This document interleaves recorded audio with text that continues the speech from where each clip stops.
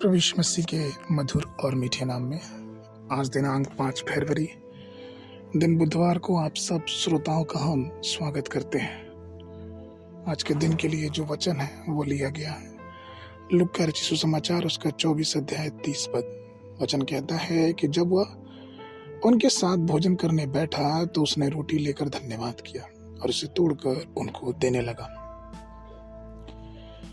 प्रियो, जब इम्माउस की यात्रा करने वाले शिष्य यीशु मसीह को अपने घर में आमंत्रित किए तो उन्होंने उसके सामने रोटी रखकर जो कुछ उनके पास था बड़े प्रेम से, श्रद्धा से उसका आदर मान किया। यह एक बहुत सरल कार्य है, लेकिन यह बहुतों के लिए कठिन है। हम लोगों का आदर नहीं कर पाते और हम ये चाहते हैं कि हम परमेश्वर का आदर करें।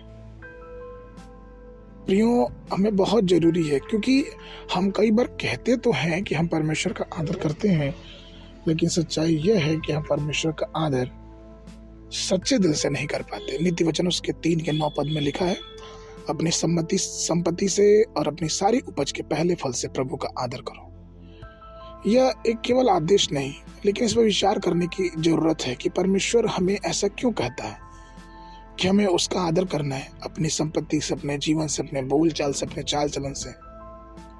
यहाँ तक कि नीति वचन 3 के 10 में भी प्रभु कहता है, इस प्रकार तेरे खत्ते भरे और पूरे रहेंगे और तेरे रसकुंडों और से नया दाख मधु उमड़ता रहेगा। ये कैसे होगा? ये तभी होगा जब हम परमेश्वर का आदर करना शुरू करेंगे।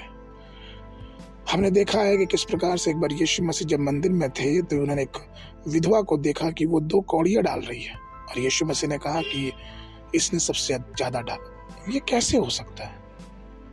ये इसलिए हो सकता है क्योंकि उसने बड़े आदर के साथ परमेश्वर को उसने दिया।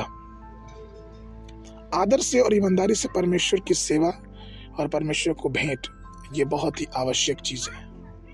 आज के समय में, बदलते हालातों में, जब मनुष्य परमेश्वर से प्रार्थना सिर्फ चंगाई के लिए और धन के लिए और शोहरत के लिए करता है, और कहीं ना कहीं आदर की भावना परमेश्वर के लिए हम मनुष्यों की घटती जा रही है, इन समय में आज की सुबह परमेश्वर का वचन हमसे ये कहता है कि जो कुछ हमारे पास है उससे परमेश्वर का आदर करें।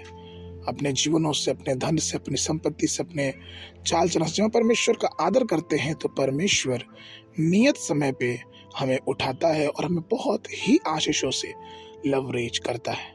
इसलिए परमेश्वर के प्रिय लोगों, प्रभु का अपने जीवनों से आदर करें।